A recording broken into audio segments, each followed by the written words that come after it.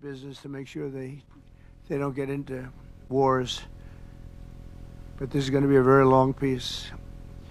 So as you know, this is one of 8 wars that my administration has ended in just 8 months. We're averaging one a month. There is only one left. Although I heard that Pakistan and Afghanistan have started up, but I'll get that solved very quickly.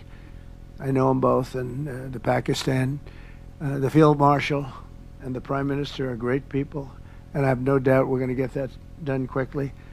That one started up a few days ago. And I just feel it's something I can do. I do it nicely. I don't need to do it, I guess, but if I can take time and save millions of lives, that's really a great thing. I can't think of anything better to do.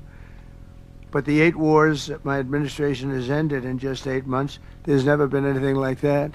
Never. There never will be either.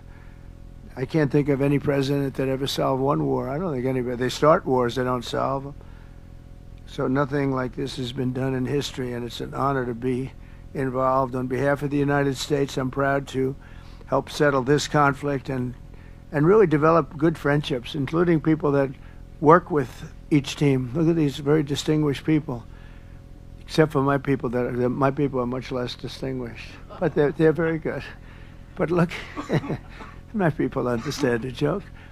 But look at these very distinguished people, and I've gotten to know them. I want to thank Marco Rubio for being here, who's great. You always help. He's born for this job.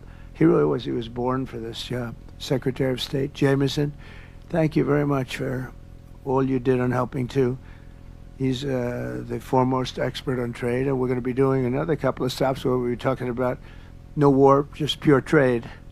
We'll be talking to President Xi in a day. We'll be stopping at Japan. We'll be stopping at South Korea, and we'll be doing some other things, but they're more related to trade. But on behalf of the United States, I'm proud to help settle this conflict and forge a future for the region where proud independent nations can prosper and thrive, safety, security, and peace. It's an amazing thing that's happened to the United States because a year and a half ago, we were a dead country. We were actually a dead country, and now we're the hottest country anywhere in the world. And when I called you, we were in the process of becoming hot. It's actually quite a while right now, but we were sort of on our way. And we had won the election big in a massive amount. And so I was respected when I called you, and it was a little bit easier. I think it's easier when you respect somebody than if you don't respect somebody. If you don't respect somebody, it never happens. But I won't forget that day because it was one of the first wars that I got involved in. And I love doing it. It's like, I shouldn't say it's a hobby because it's so much more serious than a hobby, but it's something that I'm good at, and it's something I love to do. The United Nations should be doing this, but they don't do it. You know, they don't do it. They turned off my teleprompter when I made a speech. I had to make a speech without a teleprompter. They're good at that. The escalator wasn't working too well. It came to a complete halt. But, I mean, the United Nations has such great potential. I wish they could do it. They didn't get involved with us at all. We just did the deal and reported the deal, and everybody was sort of amazed that we got it done so quickly and so nicely. But now I'd like to ask Prime Minister Anwar to say a few words, and then we'll hear from Prime Minister Hun Manet and Prime Minister Newton. And these are, I just have to say it for our last time, these are incredible men. The way they came together, the way they worked so hard, and we worked long hours. It was not long days because the days were few in number, but the hours were very long and very intense. There was a lot of intensity going on because there was a lot of shooting happening while we were talking. That brings it to a new level. And the 3 men sitting there should really be credited with having done just an incredible job for humanity. Thank you all very much. It's an honor to have worked with you. Appreciate it. Please.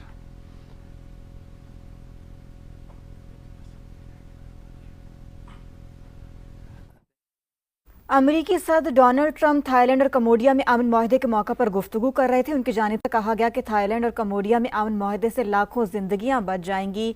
जंगबंदी और अमन माहदे का फैसला जरूरतमंदी का मुजाहिरा है।